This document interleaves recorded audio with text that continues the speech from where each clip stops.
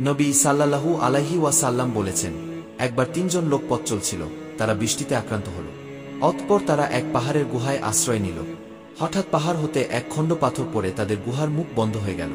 তারা একে অপরকে বলল, নিজেদের কৃত কিছু সৎকাজের কথা চিন্তা করে বের করো, যা আল্লাহর সন্তুষ্টির জন্য করা হয়েছে, এবং তার ওয়াসিলা করে আল্লাহর নিকট দোয়া করো, তাহলে হয়তো আল্লাহ তোমাদের উপর হতে পাথরটি সরিয়ে দিবেন।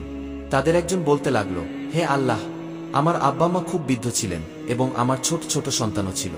আমি তাদের ভরণ পোষণের জন্য পশু পালন করতাম। সন্ধ্যায় যখন আমি বাড়ি ফিরতাম তখন দুধ দহন করতাম এবং আমার সন্তানদের আগে আমার আব্বা মাকে পান করাতাম। একদিন আমার ফিরতে দেরি হয় এবং সন্ধ্যা হওয়ার আগে আসতে পারলাম না। এসে দেখি তারা ঘুমিয়ে পড়েছেন। তখন আমি দুধ দহন করলাম, যেমন প্রতিদিন দহন করি। তারপর আমি তাদের শিয়রে দুধ নিয়ে দাঁড়িয়ে রইলাম। তাদেরকে জাগানো আমি পছন্দ করিনি এবং তাদের আগে আমার বাচ্চাদেরকে পান করানো অসঙ্গত মনে করি। অথচ বাচ্চাগুলো দুধের জন্য আমার পায়ের কাছে পড়ে কান্নাকাটি করছিল। এভাবে ভোর হয়ে গেল। হে আল্লাহ, আপনি জানেন আমি যদি শুধু আপনার সন্তুষ্টির জন্যই এই কাজটি করে থাকি, তবে আপনি আমাদের হতে পাথরটা খানিক সরিয়ে দিন, যাতে আমরা আসমানটা দেখতে পাই। তখন আল্লাহ পাথরটাকে একটু সরিয়ে দিলেন এবং তারা আসমান দেখতে পেল। দ্বিতীয় ব্যক্তি বলল, হে আল্লাহ, আমার এক চাচাতো বোন ছিল। পুরুষরা যেমন মহিলাদের ভালোবাসে, আমি তাকে তার চেয়ে অধিক ভালোবাসতাম।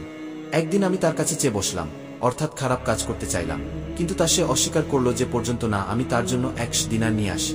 পরে চেষ্টা করে আমি তা জোগাড় করলাম এবং তার কাছে এলাম।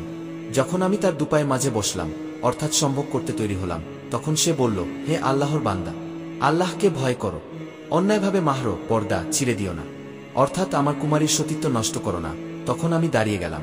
হে আল্লাহ, আপনি জানেন আমি যদি শুধু আপনার সন্তুষ্টির জন্য এই কাজটি করে থাকি, তবে আপনি আমাদের জন্য পাথরটা সরিয়ে দিন। তখন পাথরটা কিছু সরে গেল। তৃতীয় ব্যক্তি বলল, হে আল্লাহ, আমি এক ফারাক চাউলের বিনিময়ে একজন শ্রমিক নিযুক্ত করেছিলাম।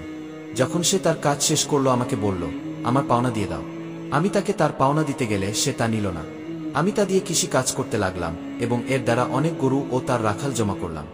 বেশ কিছুদিন পর সে আমার কাছে আসল এবং বলল, আল্লাহকে ভয় করো, আমার মজুরি দাও। আমি বললাম, এই সব গরু ও রাখাল নিয়ে নাও।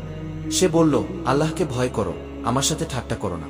আমি বললাম, আমি তোমার সাথে ঠাট্টা করছি না, ওইগুলো নিয়ে নাও। তখন সে তা নিয়ে গেল।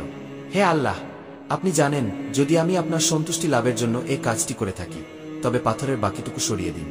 তখন আল্লাহ পাথরটাকে সরিয়ে দিলেন।